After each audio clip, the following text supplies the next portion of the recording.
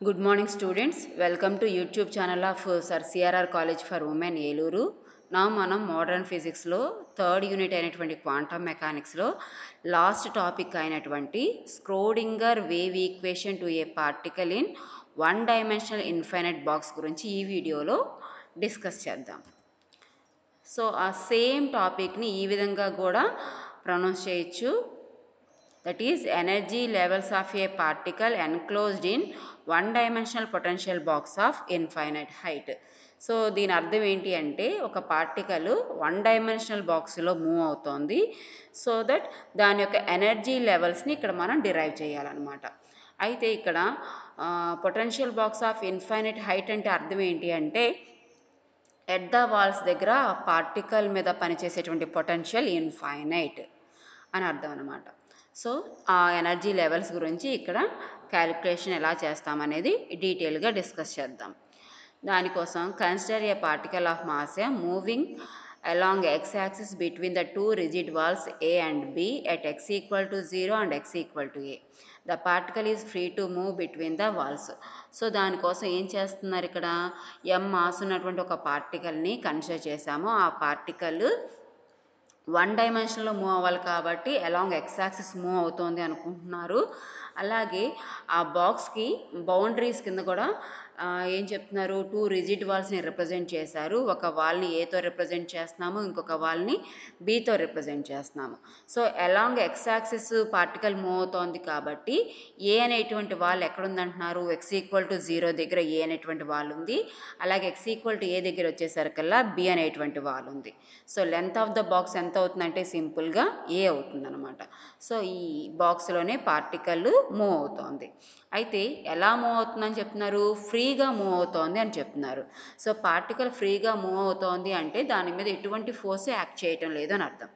ఎటువంటి force act చేయకపోతే particle యొక్క పొటెన్షియల్ ఎనర్జీ సింపుల్గా ఏం తీసుకోవచ్చు, 0 తీసుకోవచ్చు. ఓకే, సో అదే ఇక్కడ ఎక్స్ప్లెనేషన్ ఇచ్చారు. అయితే పార్టికల్ ఫ్రీగా విత్ ఇన్ ద బాక్స్లో మూవ్ అవుతున్నప్పుడు కంపల్సరీగా ఏ అనేటువంటి వాల్ దగ్గర స్టార్ట్ అయినది బి దగ్గరికి వచ్చేసరికి ఏమవుతుంది, ఆ బి అనేటువంటి వాల్ అడ్డుగా ఉండటం చేత అక్కడ కొలిజన్ జరుగుతుంది. సో అయితే వాల్ రిజిడ్గా ఉండటం చేత ఇటు completely reflects back. Okay, so ఎందుకోసం, అది రిజిడ్ వాల్ కావటం చేత ఆ పార్టికల్ ఏదైతే ఉందో అది ఏమవుతుంది, బి అనేటువంటి వాల్తో కొలిజన్ జరిపిన తర్వాత బ్యాక్కి రిఫ్లెక్ట్ అవుతుంది. సేమ్ ప్రాసెస్ ఏ అనేటువంటి వాళ్ళ దగ్గరికి వచ్చినప్పుడు కూడా సేమ్ ప్రాసెస్ రిపీట్ అవుతుంది.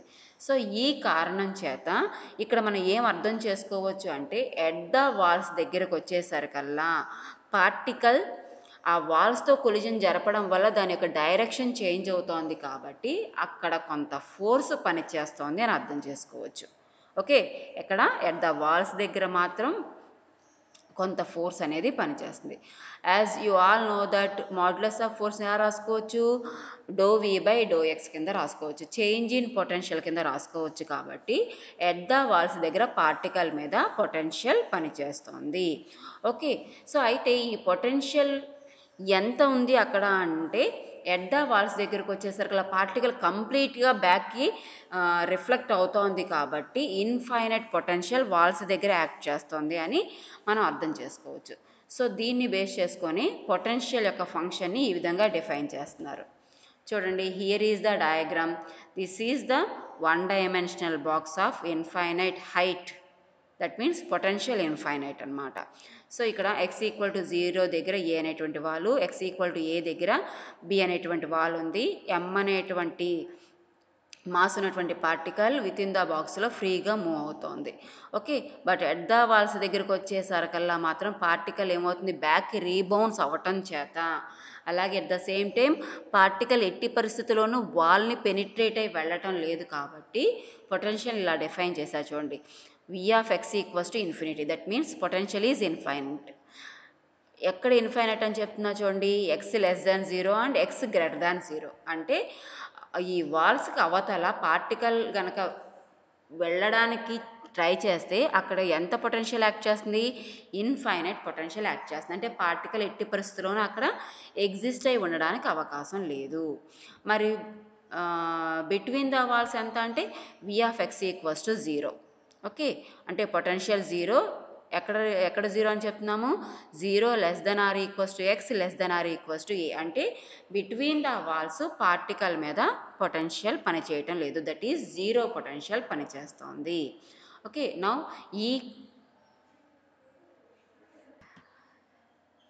ఈ పార్టికల్కి ఇప్పుడు మనం ఎనర్జీ లెవెల్స్ క్యాలిక్యులేట్ చేయాలి. సో ఆ ఎనర్జీ లెవెల్స్ క్యాలిక్యులేట్ చేయడం కోసం స్క్రోడింగర్ డిరైవ్ చేసినటువంటి వేవ్ ఈక్వేషన్ని ఇక్కడ మనం యూజ్ చేసుకుంటున్నాం.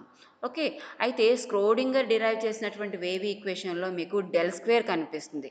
వై? బికాజ్ ఆ స్క్రోడింగర్ అనేటువంటి వేవ్ ఈక్వేషన్ 3 డైమెన్షనల్గా డీల్ చేయడానికి డిరైవ్ చేసినటువంటి ఈక్వేషన్. సో అయితే ఇక్కడ మన పార్టికల్ 1 డైమెన్షన్లోనే మూవ్ అవుతుంది కాబట్టి డెల్ స్క్వేర్ బదులుగా సింపుల్గా ఏం రాసుకుంటున్నాం మనం ఇక్కడ? డి స్క్వేర్ రాసుకుంటున్నాం. సో చూడండి ఈక్వేషన్ ఎలా ఉందో, d square psi by dx square plus 8 square M by H square into E minus V of psi equals to 0. This is simple 1 dimensional Schrodinger wave equation. Okay, అయితే ఇక్కడ మన particle మీద potential 0 అన్నాం కాబట్టి ఈక్వేషన్లో కూడా potential దగ్గర 0 substitute చేసుకున్నట్లయితే కనుక స్క్రోడింగర్ ఈక్వేషన్ కాస్త ఈ విధంగా మోడిఫై అయింది. D square psi by dx square plus 8 square M by H square E psi equals to 0. దీన్ని ఈక్వేషన్ 1 అన్నారు. దీన్ని సాల్వ్ అవుట్ చేయడం కోసం ఈ దగ్గర ఉన్నటువంటి సై దగ్గర ఉన్నటువంటి కాన్స్టెంట్ ఏదైతే ఉందో దట్ ఈజ్ 8 స్క్వేర్ ఎం ఈ బై హెచ్ స్క్వేర్ని కే స్క్వేర్ అనేటువంటి కాన్స్టెంట్తో రీప్లేస్ చేసాము. ఓకే, దానికి ఈక్వేషన్ 2 అన్నాము. సో ఈ కండిషన్ దట్ మీన్స్ ఈ కాన్స్టెంట్ ప్లేస్లో కే స్క్వేర్ని రిప్రజెంట్ చేసేటువంటి దాన్ని ఈక్వేషన్ 1లో కనుక సబ్స్టిట్యూట్ చేసినట్లయితే ఈక్వేషన్ 1 ఇలా కన్వర్ట్ అయింది. D square psi by dx square plus k square psi equals to 0. This is equation 3. So ఈ టైప్ ఆఫ్ ఈక్వేషన్స్లోకి జనరల్గా ఉండేటువంటి సొల్యూషన్ ఎలా ఉండడానికి అవకాశం ఉంటుందంటే psi of x equals to a sine kx plus b cos kx. దీన్ని equation 4 అన్నాము. అయితే ఇది మనం ఎజ్యూమ్ చేసుకున్నటువంటి సొల్యూషన్ని. సో దీని యొక్క రియల్ సొల్యూషన్ మనం ఫైండ్ అవుట్ చేయాలి అంటే చూడండి ఇక్కడ ఉన్నటువంటి ఏ బి అనేటువంటి కాన్స్టెంట్స్ వాల్యూస్ ఏంటో ఫైండ్ అవుట్ చేయాలి. అలాగే అట్ ద సేమ్ టైం ఇక్కడ ఉన్నటువంటి కే అనేది కూడా కాన్స్టెంట్ కదా, సో ఆ కే అనేటువంటి వాల్యూని కూడా మనం ఫైండ్ అవుట్ చేయగలిగితే మన స్క్రోడింగర్ 1 డైమెన్షనల్ బాక్స్లో ఉన్నటువంటి పార్టికల్కి రిప్రజెంట్ చేసిన ఆ ఈక్వేషన్ యొక్క రియల్ సొల్యూషన్ని ఫైండ్ అవుట్ చేయడానికి అవుతుంది. సో దానికోసం ఇక్కడ మనకున్నటువంటి ఛాన్స్ ఏంటి అంటే ఒకటే ఒక ఛాన్స్ ఉంది. అదేంటి? పార్టికల్ విత్ ఇన్ ద బాక్స్లోనే ఎగ్జిస్ట్ అయి ఉంటుంది. ఆ బాక్స్ యొక్క వాల్స్ నుంచి పెనిట్రేట్ అయి అవతలకి వెళ్ళటం లేదు కాబట్టి దాన్నే ఇక్కడ మనం ఈ సొల్యూషన్ని సాల్వ్ అవుట్ చేయడం కోసం యూజ్ చేయబోతున్నాం. So psi equals to 0 at x equals to 0 and psi equals to 0 at x equal to a. అంటే ఎగ్జాక్ట్గా పార్టికల్ ఎక్స్ ఈక్వల్ టు 0 లేదంటే ఎక్స్ ఈక్వల్ టు ఏ అనేటువంటి వాల్స్ దగ్గరికి రాగానే ఇమ్మీడియట్గా బ్యాక్కి రీబౌన్స్ అవుతోంది కాబట్టి పార్టికల్ అక్కడ ఎగ్జిస్ట్ అయి ఉండడానికి అవకాశం లేదు, పెనిట్రేట్ అయి వెళ్ళడానికి అసలే అవకాశం లేదు. సో ఆ కారణం చేత పార్టికల్ని డిస్క్రైబ్ చేయడానికి ఊహించుకున్నటువంటి వేవ్ ఫంక్షన్ని అక్కడ 0 కింద ట్రీట్ చేయొచ్చు. ఓకే, పార్టికల్ ఉంటే వేవ్ ఫంక్షన్ ఉంటుంది, పార్టికల్ అక్కడ ఎగ్జిస్ట్ అయి ఉండటం లేదు కాబట్టి వేవ్ ఫంక్షన్ 0 తీసుకుంటున్నాము. సో వీటిని ఏమని పిలుస్తున్నారు? బౌండరీ కండిషన్స్ అని పిలుస్తున్నారు. సో ఎక్స్ ఈక్వల్ టు 0 దగ్గర వేవ్ ఫంక్షన్ 0, అలాగే ఎక్స్ ఈక్వల్ టు ఏ దగ్గర వేవ్ ఫంక్షన్ 0 అనేటువంటివి 2 బౌండరీ కండిషన్స్ కింద ఇక్కడ మనకి ఉపయోగపడతాయి. సో ఈ 2 బౌండరీ కండిషన్స్ని మనం ఈక్వేషన్ 4లో సబ్స్టిట్యూట్ చేయడం ద్వారా రియల్ సొల్యూషన్ని మనం ఫైండ్ అవుట్ చేయొచ్చు. సో మనం ఏం చేద్దాము? ఈ first boundary condition that is I equals to 0 at X equal to 0 అనేటువంటి కండిషన్ని ఈక్వేషన్ 4కి అప్లై చేద్దాం. సో అప్లై చేస్తే సో సై 0 అయిపోయింది, ఏ ఇంటూ సైన్ కే ఇంటూ 0 కాబట్టి ఇది కూడా 0 అయిపోయింది, ప్లస్ బి ఇంటూ కాస్ 0 మిగిలింది. అయితే you all know that sine 0 always equals to 0 అవుతుంది కాబట్టి ఈ ఫస్ట్ పార్ట్ కంప్లీట్గా 0 అయిపోతుంది. ఇంకా మనకి మిగిలేది బి ఇంటూ 1 ఈక్వల్స్ టు 0 మిగులుతుంది. That means B equals to కూడా 0 అయిపోయింది. ఓకే, సో ఇప్పుడు మనం ఎజ్యూమ్ చేసుకునేటువంటి సొల్యూషన్ కొంతవరకు రెడ్యూస్ అయింది. psi of x equals to a sine kxగా మారింది. ఇప్పుడు ఏం చేద్దాము, సెకండ్ బౌండరీ కండిషన్ అప్లై చేద్దాం. సెకండ్ బౌండరీ కండిషన్ అప్లై చేస్తే సై వాల్యూ 0 కాబట్టి 0 సబ్స్టిట్యూట్ చేసాము, ఏ సైన్ కే ఎక్స్ ప్లేస్లో ఏ సబ్స్టిట్యూట్ చేస్తున్నాము. సో ఆటోమేటిక్గా ఏ సైన్ కేఏ ఈక్వల్స్ టు 0 అని అర్థమవుతోంది. అయితే ఇక్కడ ఇలా ఉన్నట్లయితే గనక దీన్ని ఎలా అర్థం చేసుకోవచ్చు, ఏదర్ ఏ వాల్యూ అయినా 0కి ఈక్వల్ అవ్వాలి, లేదంటే సైన్ కేఏ అయినా సరే 0కి ఈక్వల్ అవ్వాలి. కానీ ఏ వాల్యూ 0కి ఈక్వల్ అయితే గనక చూడండి, ఇక్కడ ఏ వాల్యూ కనుక 0కి ఈక్వల్ అయితే ఈ టోటల్ టర్మ్ 0 అవుతుంది, ఆటోమేటిక్గా వేవ్ ఫంక్షన్ కూడా 0 అవుతుంది.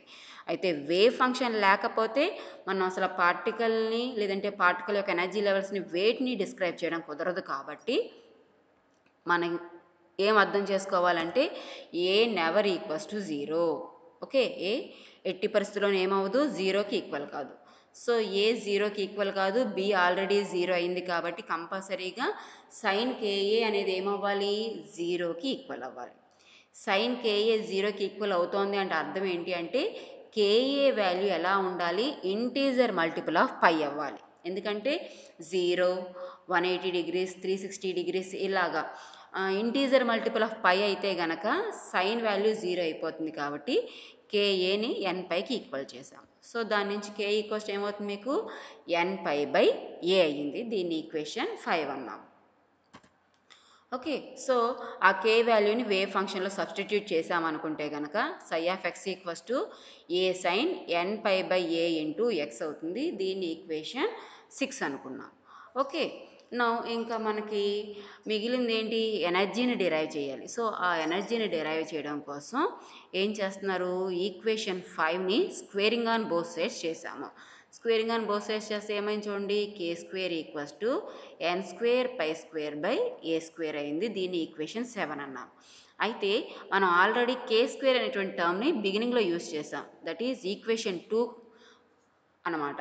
ఓకే, సో రెండిట్లోనూ మనకి కే స్క్వేర్ టర్మే కామన్గా కనిపిస్తుంది కాబట్టి ఈ రెండు టర్మ్స్ని కనుక మనం కంపేర్ చేసుకున్నట్లయితే అంటే n square pi square by a square equals to 8 pi square m e by h స్క్వేర్ని రెండింటిని మనం ఈక్వల్ చేసుకున్నట్లయితే కనుక దాని నుంచి మనం ఏం డిరైవ్ చేసుకోవచ్చు, మనకి కావాల్సినటువంటి ఎనర్జీని డిరైవ్ చేసుకోవచ్చు. సో ఎనర్జీ ఈ ఈక్వల్స్ ఏమైంది, n square h square by 8m a square అయింది. దీన్ని మరొక రకంగా కూడా రాసుకోవచ్చు. ఎలాగా, హెచ్ స్క్వేర్ బదులుగా హెచ్ క్రాస్ స్క్వేర్లో రాసుకోవాల్సి వస్తే గనక అప్పుడు ఇలా కన్వర్ట్ అవుతుంది, n square pi square h cross square by 2m a square. This is equation 8 and this represents the energy of the particle. Okay, so ఇక్కడ ఎన్ అనేటువంటి ఇంటీజర్ ఉంది, అలాగే ఈ వాల్యూ మనం 1 2 3 4 అండ్ సో ఆన్ ఉంటుందని చెప్పుకున్నాం. కాబట్టి సో దీని నుంచి ఏమవడానికి అవకాశం ఉంటుందంటే ఈ ఎనర్జీని జనరలైజ్ చేసి ఏం రాసుకోవచ్చు, ఈ ఎన్ కింద రాసుకోవచ్చు. ఓకే, చూడండి ఎన్ వాల్యూ 1 2 3 అండ్ సో ఆన్ అవుతోంది కాబట్టి ఎనర్జీని మనం సపరేట్గా అంటే ఫస్ట్ ఎనర్జీ లెవెల్ ఎంత, సెకండ్ ఎనర్జీ లెవెల్ ఎంత, థర్డ్ ఎనర్జీ లెవెల్ ఎంత అనేది రిప్రజెంట్ చేయొచ్చు. సో మనకి ఇక్కడ డిస్క్రీట్ ఎనర్జీ వాల్యూస్ వస్తున్నాయి. చూడండి, first n equals to 1 substitute చేస్తే సింపుల్గా pi square h cross square by 2m a square మిగిలింది. అదే ఎన్ ఈక్వల్స్ టు 2 సబ్స్టిట్యూట్ చేస్తే సెకండ్ ఎనర్జీ లెవెల్ వస్తుంది. ఎన్ స్క్వేర్ ఫామ్లో ఉంది కాబట్టి 4 pi square h cross square by 2m a square అయ్యింది. That is 4e. అంటే సెకండ్ ఎనర్జీ లెవెల్ ఎలా ఉంది అంటే 4 టైమ్స్ ఫస్ట్ ఎనర్జీ లెవెల్ వాల్యూకి ఈక్వల్గా ఉంది. అలాగే థర్డ్ ఎనర్జీ లెవెల్ తీసుకునే సర్కిల్లా ఎన్ స్క్వేర్ అనే సర్కిల్ ఇక్కడ 9 వస్తుంది కాబట్టి 9 pi square h cross square by 2m a square అయింది. That is 9 times multiple of first energy level వాల్యూకి ఈక్వల్ అయింది. సో ఈ విధంగా మనం డిస్క్రీట్ ఎనర్జీ వాల్యూస్ని ఫైండ్ అవుట్ చేసుకోవచ్చు. సో వాటిని ఇక్కడ మనం డయాగ్రమెటిక్గా కూడా ఇలా రిప్రజెంట్ చేయొచ్చు. చూడండి, ఎనర్జీ సో పార్టికల్ ఎగ్జిస్ట్ అయి ఉండడానికి ఉన్నటువంటి లెవెల్స్ని ఇలా రిప్రజెంట్ చేస్తున్నాం. n=1, n=2, n=3, n=4. So ఈ వాల్యూస్ని ఏమని పిలుస్తున్నాము అంటే ఎనర్జీ లెవెల్స్ని రిప్రజెంట్ చేసేటువంటి వాల్యూస్, లేదా పార్టికల్ ఎగ్జిస్ట్ అయి ఉండడానికి అవకాశం ఉన్నటువంటి లెవెల్స్ కింద కూడా వీటిని చెప్పచ్చు అనమాట. అంటే పార్టికల్ n=1లో ఉంటుంది, లేదా n=2లో, n=3, n=4 అనమాట. సో ఎనర్జీ గ్రాడ్యువల్గా వెళ్ళే కొద్దీ ఇంక్రీజ్ అవుతుంది కాబట్టి energy levels of particle in one dimensional infinite potential box ఈ విధంగా రిప్రజెంట్ చేస్తున్నాము. నా వేవ్ ఫంక్షన్ కూడా క్యాలిక్యులేట్ చేయాలి. సో వేవ్ ఫంక్షన్ క్యాలిక్యులేట్ చేయడం కోసం ఆల్రెడీ ఇందాక మనకు ఒక వేవ్ ఫంక్షన్ డిరైవ్ చేసుకున్నాం కదా. సో ఆ వేవ్ ఫంక్షన్ని మనం ఇప్పుడు క్యాలిక్యులేట్ చేద్దాం. సో అది క్యాలిక్యులేట్ చేయాలంటే సింపుల్గా ఇందాక మనకు వచ్చినటువంటి వేవ్ ఫంక్షన్లో ఉన్న కాన్స్టెంట్ని క్యాలిక్యులేట్ చేస్తే మనకి వేవ్ ఫంక్షన్ వస్తుంది. సో ఫర్ దట్ పర్పస్ మనం ఏం చేస్తున్నాం చూడండి, నార్మలైజేషన్ కండిషన్ అప్లై చేసాం. You all know that particle with in the స్పేస్లో ఉంటే అది ఎన్ని ప్లేసెస్లో ఎట్ ఏ టైం ఉండడానికి అవకాశం ఉంటుంది, ఎట్ ఏ టైం వన్ ప్లేస్లోనే ఉండడానికి అవకాశం ఉంటుంది. కాబట్టి ఈ నార్మలైజేషన్ కండిషన్ని ఇక్కడ మనం యూస్ చేస్తున్నాం. So integral of with in the box యొక్క లిమిట్స్ 0 అండ్ a కాబట్టి integrating between the limits 0 and a modulus of psi of x whole square dx = 1 అవుతుంది. So wave function value already మనకు తెలుసు, దాన్ని ఇక్కడ సబ్స్టిట్యూట్ చేశారు, డైరెక్ట్గా స్క్వేర్ కూడా అప్లై చేసాము. That's value = 1. అయితే ఇక్కడ ఇంటిగ్రేషన్ని సైన్ స్క్వేర్కి మనం డైరెక్ట్గా అప్లై చేయలేం కాబట్టి మనం ఏం చేస్తున్నాం చూడండి, ఇక్కడ ఏ స్క్వేర్ కాన్స్టెంట్ దాన్ని బయటికి తీసుకొచ్చేసాము. సైన్ స్క్వేర్ని ఎలా రాసుకోవచ్చు అంటే 1 - cos 2nπ/a × x whole by 2 కింద రాసుకోవచ్చు. ఇప్పుడు దీన్ని మనం ఈజీగా ఇంటిగ్రేట్ చేసుకోవచ్చు.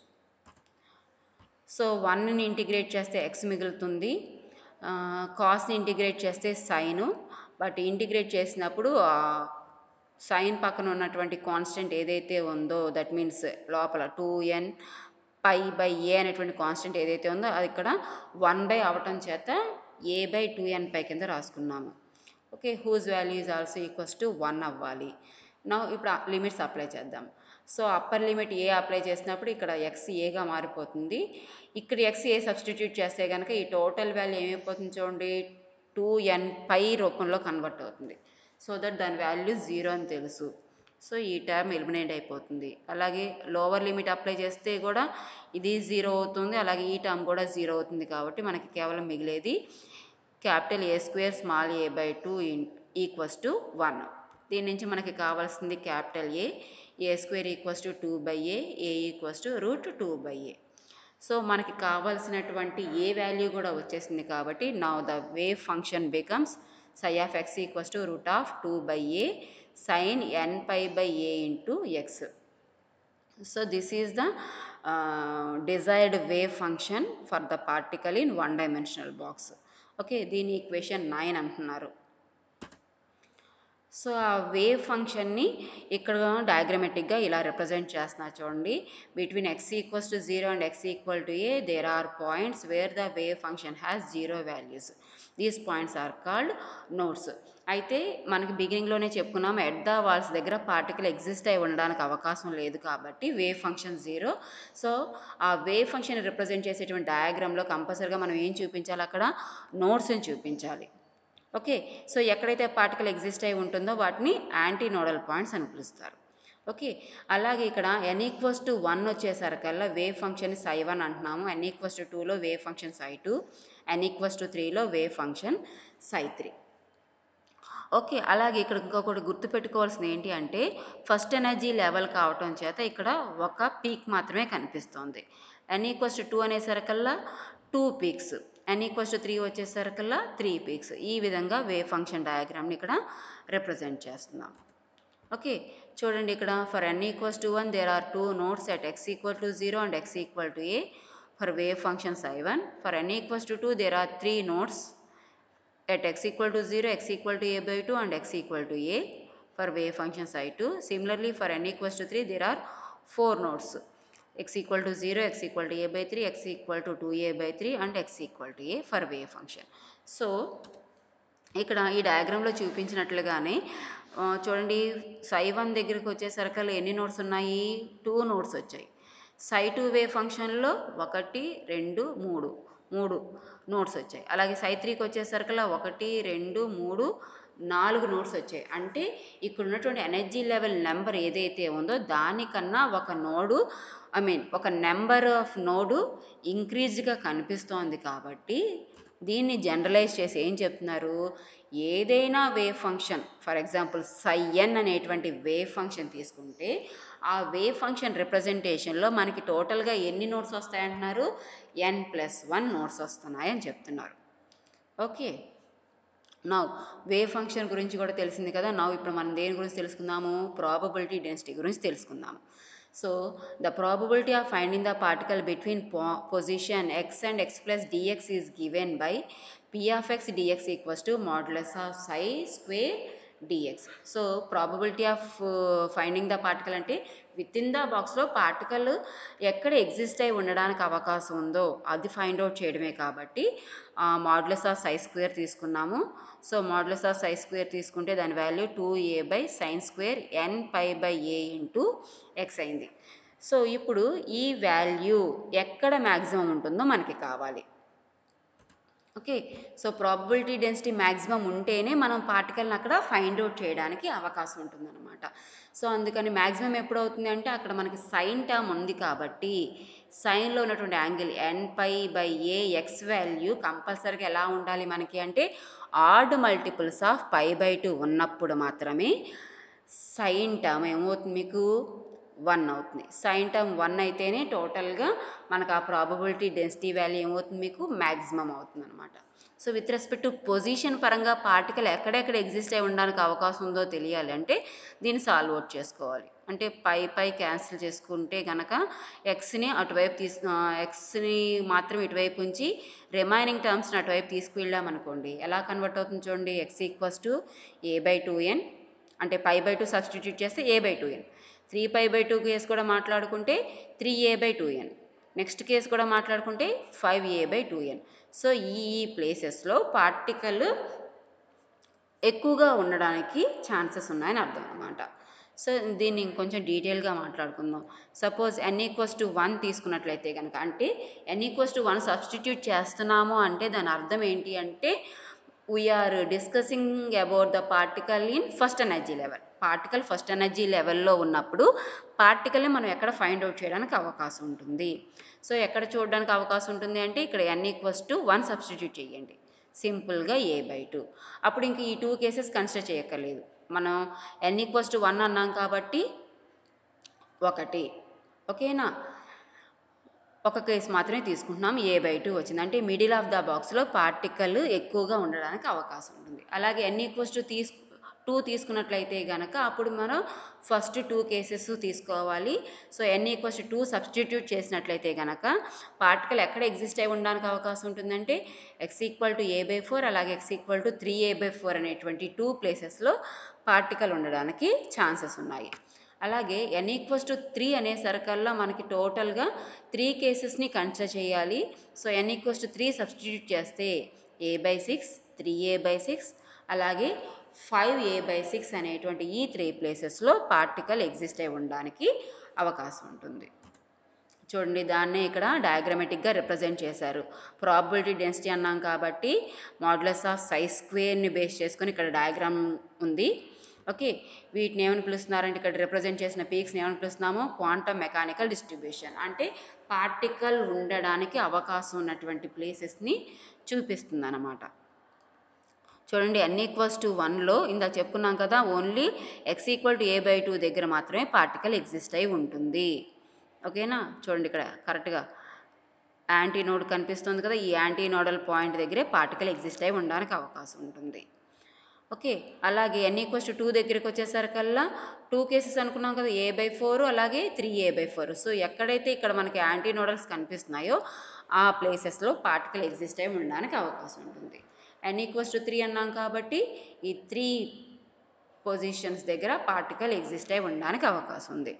ఇది మనం ఇందాక డ్రా చేసాం కదా, వేవ్ ఫంక్షన్కి డ్రా చేసిన డయాగ్రామ్ లాంటిదే, కాకపోతే అక్కడ జస్ట్ సై ఉంది, ఇక్కడేమో మాడ్యులస్ ఆఫ్ సై స్క్వేర్ ఉండటం చేత అక్కడ డ్రా చేసినటువంటి నెగిటివ్ పిక్స్ కూడా ఇటువైపు వచ్చేసరికి ఏమైపోయినాయి, పాజిటివ్ కింద కన్వర్ట్ అయ్యాయి. అందుకే ఇక్కడ ఒక పిక్కే ఉంది, ఇక్కడ 2 పిక్స్, ఇక్కడ 3 పిక్స్ ఉన్నాయన్నమాట. ఓకే, సో ఈ డయాగ్రామ్ నుంచి, ఈ ఎక్స్ప్లెనేషన్ నుంచి మనం ఇంకొక ఇంపార్టెంట్ పాయింట్ కూడా తెలుసుకోవాల్సింది ఏంటి అంటే, క్లాసికల్ మెకానిక్స్ ఏం చెప్తుంది అంటే, విత్ ఇన్ ద బాక్స్లో మనం పార్టికల్ని ఫైండ్ అవుట్ చేసేటువంటి ఛాన్సెస్ ఎక్కడైనా సేమ్గానే ఉంటాయని క్లాసికల్ థియరీ చెప్తోంది. బట్ క్వాంటమ్ మెకానిక్స్ ఏం చెప్తోంది అంటే, పార్టికల్ని ఒక్కొక్క ప్లేసెస్లో చూసేటువంటి ప్రాబబిలిటీ మారిపోతుందని చెప్తోంది. అంతే కదా, n=1లో ఒక చోటే పార్టికల్ ఎగ్జిస్ట్ అయి ఉండడానికి ఛాన్స్ ఉందని చెప్తున్నారు. n=2కి వచ్చేసరికి 2 ఛాన్సెస్ వచ్చాయి. n=3కి వచ్చేసరికి 3 ప్లేసెస్లో పార్టికల్ ఎగ్జిస్ట్ అయి ఉండడానికి అవకాశం ఉంది. కాబట్టి క్వాంటమ్ మెకానిక్స్ ప్రాబబిలిటీ డిఫరెంట్ ప్లేసెస్లో డిఫరెంట్గా ఉంటుందని ఎక్స్ప్లెనేషన్ ఇస్తుంది. ఓకే, సో దీని సహాయంతో మనం నెక్స్ట్ తర్వాత క్లాసెస్లో ఏం అర్థం చేసుకోవడానికి అవకాశం ఉంటుంది అంటే, యాటమ్ లోపల ఉన్నటువంటి ఎలక్ట్రాన్ యొక్క ఎనర్జీని, అలాగే ఎలక్ట్రాన్ ఎక్కడెక్కడ ఎగ్జిస్ట్ అయి ఉండడానికి అవకాశం ఉంది అనేటువంటి విషయాలు తెలుసుకోవడానికి ఈ కాన్సెప్ట్ స్టెప్పింగ్ స్టోన్ కింద అర్థం చేసుకోవచ్చు. ఓకే, సో ఇక్కడితో మనకి ఈ క్వాంటమ్ మెకానిక్స్ చాప్టర్ అయిపోయింది. నా మనం ఇంపార్టెంట్ క్వశ్చన్స్ చూద్దాము. అందులో షార్ట్ ఆన్సర్స్ క్వశ్చన్స్ మొత్తం టోటల్గా 4 ఉన్నాయి. ఫస్ట్ది, write the properties of wave function. Second, what are the physical significance of wave function. Next, write about eigen functions and eigen values.